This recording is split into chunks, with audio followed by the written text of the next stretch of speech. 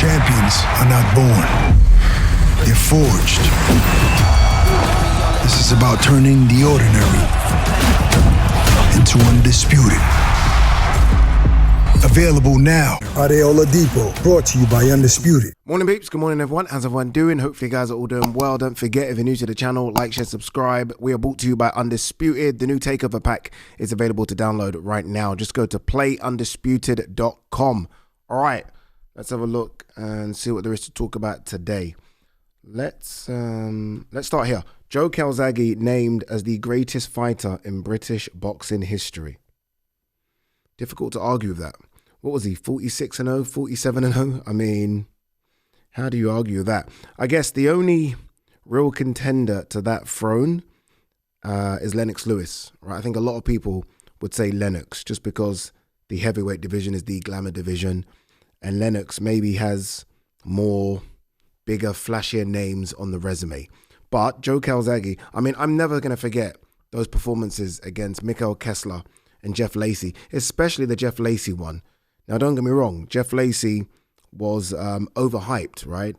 It's not like Jeff Lacey went on to do anything, but that's because Joe Calzaghe stopped it. I think Jeff Lacey, if he didn't take a beating that night, might have had a good career. And he came over with a lot of hype. People were saying mini Mike Tyson, etc., etc. And Joe Calzaghe on that night was incredible. Incredible. And even the Bernard Hopkins win, yeah? It's funny because everyone said he fought Bernard late. And yes, he did fight Bernard late. But go and look who Bernard beat after Joe Calzaghe beat him. Go and look at it. I remember, didn't he beat Kelly Pavlik immediately after? Bernard still was serviceable is what I'm getting at. Roy Jones put him down, he got up. Again, Roy Jones too late, yes. But look, if he's not number one, he's number two. So I have no arguments of him being named the greatest British fighter. I almost love the fact that he was trained by his dad in that small gym in Wales as well. I almost like sort of the rags to riches story of Joe Calzaghe. That probably applies to all boxers, but I'm a big Joe Calzaghe fan. It's a shame we don't really hear from him as much. He doesn't really like the limelight. I think he would be so good to have on comms for some fights, but he's just not interested. He's very good friends with Darren Barker, like very good friends. And Darren just tells me that he just doesn't want to be seen. He just wants to stay where he is, and that's that. Fraser Clarke and Jimmy TKV set for October 25th British title battle. That's the same day as Joseph Parker, Fabio Wardley. Like, why go on the same day? Why? Like, why do it? I hate when promoters do this. Obviously, we don't get it anymore with Eddie and Frank because they're both on DAZN. But there are dates there. Like, why try and clash? You want all eyeballs on your event. And look, this might get a lot of eyeballs. Ultimately, Fabio Wardley and Joseph Parker is a pay-per-view event. So this might steal some eyeballs from that. But it's a stupid clash. It's not necessary. This is a good fight. I think Fraser Clarke has to start as favourite, but Jimmy TKV, I think we saw it against David Adelaide, can kind of disrupt your plans, can spoil a little bit.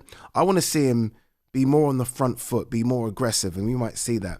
But I think this is a really good British title fight. I would like to have seen, I would like to have seen Adelaide versus Fraser Clarke, but that can still happen. If Fraser Clarke comes through this one, then we could still possibly see it. All right, let's talk about some more heavyweights. Dereck Chisora looks like he will have his 50th and final, maybe, fight December 13th. It's a card that looks like, nothing confirmed as yet, but looks like it will be headlined by Moses ITAUMA, which is very exciting, right? I think we're all on the Moses ITAUMA hype train and bandwagon, and it's good to see him out again. I think I asked him the question, will you be out again before the end of the year? Bear in mind, he only fought for 2 minutes. And he was like, yes. So this looks like it will happen. No names yet. I can tell you this, it won't be Chisora versus ITAUMA. So that means we're going to get both of these guys on the same card, which means for me that it will be a good card, I think. Hopefully it's a card over here as well, O2 Arena. And let's start this sell for Moses ITAUMA. This is very smart. If Chisora is on the same card as ITAUMA, it's very smart because Chisora automatically guarantees you about 7,000 fans. Maybe more than that, right? Chisora knows what to do. So it's smart sort of aligning the two. Because we don't know yet if Moses can sell. I think he can, but we don't know. And after this event, we still won't know because the majority of the fans, I'm guessing, will be Chisora fans. But you can claim them as Moses fans. So you see what they're doing here. It's pretty smart. What we don't know is potentially who Chisora will fight. I honestly, I have not got a clue. I haven't got a clue. Could it be a Martin Bakole? Could it be someone like that? I think Chisora has always wanted a big one to be his final one. Obviously, it won't be Dillian Whyte. Could it be Deontay Wilder? I'd love it to be something like that, like a real big name. Who else is out there that makes any sense? I mean, Jarrell Miller's been linked a few times. Chisora was supposed to fight Jarrell Miller. He ended up fighting Joe Joyce, so they could maybe sort of try that one again. That would be an incredible press conference. Although they're friendly, they can be unfriendly very, very quick. Some of you will say, why does Jarrell Miller keep getting chances? Because he sells fights. My only concern with Jarrell Miller is his last 2 or 3 fights, his name has been down, and ultimately we haven't seen him. Chisora, Fabio Wardley, Michael Hunter, for whatever reason, right? For whatever reason. So, look, there are names out there. It won't be an Agit Kabayel. Agit Kabayel is going to fight in Germany, I think in January or late December. So, yeah, your guess is as good as mine. If I had to pick one for Chisora, it would be Deontay Wilder. Look, I don't want to see Deontay Wilder. I don't want to see Chisora fight anymore. But if they're going to fight each other. It's a big fight. It's a big fight. So it would be Deontay Wilder, Jarrell Miller would be in there, and Martin Bakole. Any of those 3 are big fights for a final fight. Big fights. Wilder's a winnable fight. Jarrell Miller, it's a tough fight, but it's a winnable fight. It's a winnable fight. Bakole's tough. Bakole's tough because Bakole is still very fresh. And I know he didn't look great against F.A. Jagba, and I know I oversell Martin Bakole a lot, but that's a tough fight for Chisora. But look, we now know, or again, it's not been confirmed, but the rumors are that Dereck Chisora will have a fight December 13th, and that Moses ITAUMA will be on the card as well. Moses' opponent is going to be interesting. Very, very interesting. Let me quickly, I'm trying to have a guess. It could be Jermaine Franklin. I thought Jermaine Franklin got a gift in his last fight, a gift in that undercard of Canelo Crawford. So it could be someone like that. I don't mind that fight at all. I think Jermaine Franklin will cause ITAUMA some problems. He will give ITAUMA rounds, which is what ITAUMA needs. I'm just trying to go down the list and see kind of what makes sense. Let's kind of do a process of elimination. It won't be Usyk. It won't be Cabiot Dubois. Imagine that. How big? That's a massive card. Imagine Dubois versus ITAUMA. Jesus Christ, man. I'd be shocked. That's almost like Frank killing off one of his prospects. What prospects? But one of his names. Won't be Parker. Coley, maybe. Obviously can't be Fabio. Can't be Fury. Gassiev, no. Hergovich. Hunter. I mean, some good names there. There's a lot of talk about Richard Torres. Why? I don't think it will be him. Richard Riakporhe, I'm hearing, is fighting Joe Joyce. Kubrat Pulev, I don't think the British fight fans will be happy. Zhili Zhang. That's risky, boy.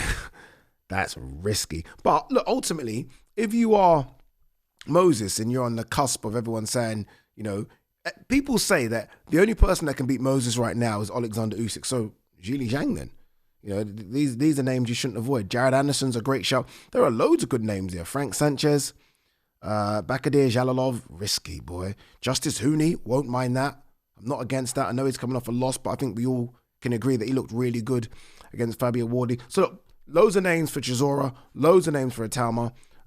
That looks like it will be a good card. All right, postponed Jai Opetaia, Hussein Sin Cara on course for December 6th. Not that I haven't got much interest, because I've got interest in anything Jai Opetaia does, but you guys know my feelings. I want to see Jai Opetaia as a heavyweight. He wants to become undisputed. which is fine. I get the undisputed thing, but you've got to fight the fellow champions. And right now, that seems to be quite a difficult thing to make, which is, yeah. Did you guys watch the Jake Paul, Gervonta Davis presser? The first one was weird just because Gervonta didn't look like he wanted to be there. And I'm like, dude, like, you're getting paid a lot of money. You need to start the sell. Like, you need to start the sell. The second one, Gervonta kind of maybe woke up a little bit. There was a money bet placed. Did a little push and a shove. It still seems weird for me, if I'm honest with you. Yeah, the size difference, when they kind of just square up, the size difference is just, it's a lot. Like if Gervonta was just a couple of inches taller, I'd be like, okay, cool. But because he is so small, like really small, like I know they've put down, what they said, a 195 pound limit. I mean, what's Gervonta going to weigh? 150? What's he going to weigh? Really, what's he going to weigh? So he's still going to be 40 pounds smaller, thereabouts. Like the intrigue of AJ versus Jake Paul would have blown up. It would have blown up in it because AJ's a big guy and Jake Paul's not that small. Although again, very silly. I feel like people would have gravitated to it a bit more than this. It's not for me. All right, what else do we have here? Jack Cattrall nears appointment of Dereck Bozy Ennis. Weird. When I saw this, I was like, where's this come from? I heard, or clearly my information and my sources were wrong, that it was going to be Bomac. But maybe they just got it wrong. Look, Bozy Ennis is clearly a good trainer. But what does this mean? Does this mean Jack sort of moves over to Philly? Last roll of the dice just to see if he can add something to his career? I don't know. He has looked a bit stale in his last couple of performances. You have to be honest. Didn't look great against Arnold Barboza. And we saw what Teofimo Lopez done to Barboza. And the fight against Harlem Eubank was flat as well. So maybe he's like, okay, we have to try something here. Last roll of the dice, let's try something. So, look, it's up to him, right? It's his life, it's his career, but it is a bit of a weird switch. Be interesting to see what Bozy can add to him. Because we've all said that Jack is a puzzle to solve, but you do want to see him be a bit more aggressive, a bit more on the front foot. Maybe Bozy does this because Boots Ennis is on the front foot, boy. On the front foot. All right. Anything else? I think that is it. Guys, before we wrap, the lives. I am bringing the lives back. Remember, the old school subscribers will remember that we used to do a Sunday session live. So every Sunday we used to go live for about an hour and a half. The difficulty in doing a Sunday session live is that I'm at a lot of these events on a Saturday and traveling back on a Sunday. And a lot of these events are abroad, so it's difficult. So I'm thinking a Monday. So I'm thinking to do a Monday. What I don't want to do is clash with my brothers, the Undisputed Boys. But we'll see. We'll see how it plays out. Monday's probably the best day. But I'll let you guys know. But yeah, the lives are definitely coming back in the next couple of weeks. All right, girls, guys, peace and love. Champions are not born. They're forged. This is about turning the ordinary into undisputed. Available now. Ade Depot, brought to you by Undisputed.